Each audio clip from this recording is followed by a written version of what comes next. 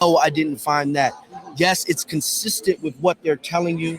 No, it's not consistent with what they're telling you. We don't give full reports until that first autopsy report comes because there's some limitations with a second autopsy, as you can imagine. Right. Yeah. So we're very transparent, very objective. And the majority of cases that I've done at Know Your Rights are what they said they were, right? Are what initially they thought it was going to be.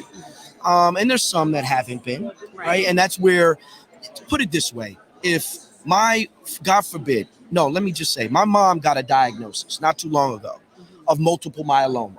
She got a diagnosis of multiple myeloma, and she said, I got a diagnosis. I trust my oncologist. I trust my primary care provider. But Roger, I want a second opinion. They went to the second opinion. We did all the tests. Turned out it wasn't multiple myeloma. Wow. It was not multiple myeloma, right? It was an inflammation that, that resolved itself. Wow. You see what I'm saying? That's a really That's a- serious that's- that's a diagnosis. big deal. My grandmother passed away from that. Do you understand? That's a serious diagnosis. We thought that this is what we were going to be dealing with, right? But at second opinion, it wasn't. So imagine if you're a family member and they said that your loved one died from sickle cell trait. Right? There was a big news story in the New York Times that won a Pulitzer that I was quoted in that talked about sickle cell trait causing sudden death. Imagine your family says your loved one died from sickle cell trait. And you're like, what? They died from sickle cell trait. They're in prison, they're in jail. And then that loved one gets a second examination and there's bruises and fractures and a bleed in the head and grip marks all over them. It's not sickle cell trait that they died from. Right. They died from that altercation with law enforcement. Right. That's the type of second opinion that forensic medicine should be providing, just like any other type of medicine. So in a lot of ways, you're helping tell a story through your examination that maybe a person that can't speak for themselves any longer can tell.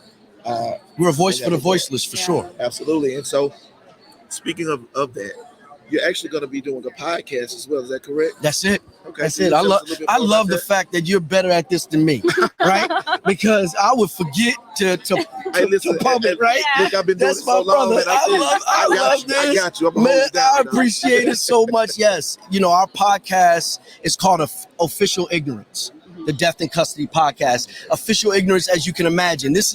People are not telling the story of individuals that are dying in custody on purpose, right? So Jay and I, man, I fell in love with Jay. We've been together for 6 years as co-writers, and him and I have such same, 3 children, the same age. We're the same age, grew up listening to the same hip hop. That hip hop was a cultural kind of embracement of both of us. Both of us had some challenges and some trauma as young people. And we talk not just about death in custody and Ida B. Wells and interview people that are doing the great work as journalists and advocates throughout the podcast. But we also talk about the influence of culture, hip hop culture, American culture on how we view this work. So we've already have 3 episodes out. The first one is on Oral Faison, who changed my life. The second one on Ida B. Wells. And the third one, we talk through, we call it the miseducation of Capitol Hill. And we talk about the deaths. Yeah. I'm looking forward to listening to that one. Shout out to Lauren. We grew up together. Shout out to Lauren, South Orange, New Jersey. So we talk about Deaths in Custody Reporting Act and the fact that it's not being adhered to. We talk a lot about that in the third one. And then the fourth one, we bring in some advocates and we do some interviews. So Official Ignorance, you can get it anywhere you get your podcasts, or you can go to officialignorance.com. You can also go to deathincustodybook.com for everything else. Okay. Awesome. That's super dope. Go ahead, CJ. I was just gonna say we really appreciate it. I want you to hold up that book. Hold up the book one more time. Absolutely. Let us know where they can get the book and where they can find you. So they can get the book on deathincustodybook.com. You can get it on Amazon. You can get it on Barnes & Nobles, anywhere where you get your books. We're only 15% of Johns Hopkins Press books go to Audible.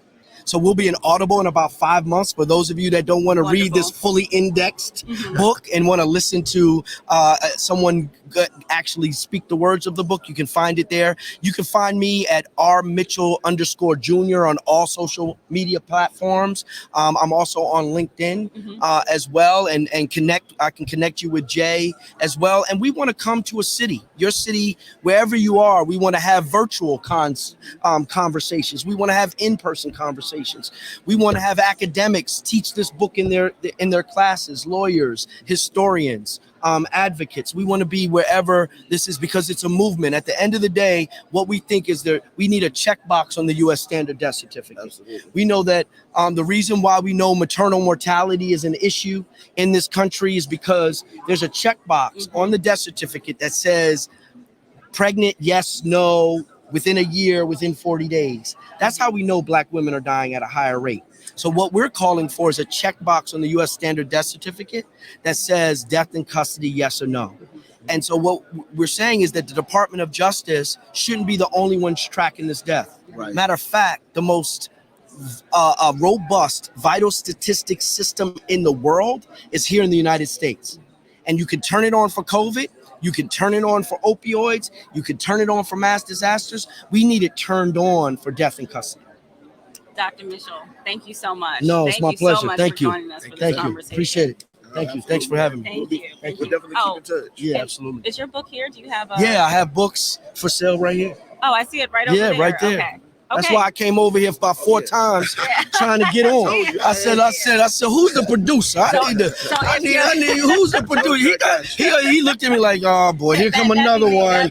Want to be behind the cameras. So if you're here at CBC, definitely stop by Dr. Mitchell's booth. Yeah, over 113. There in Absolutely. Number 113. Thank you again. Peace and blessings. You. Peace and blessings. Okay. No, this is great. You too, bro. I'm sorry it took so much. No. I'm just messing with y'all. I'm my grandmother's grandson.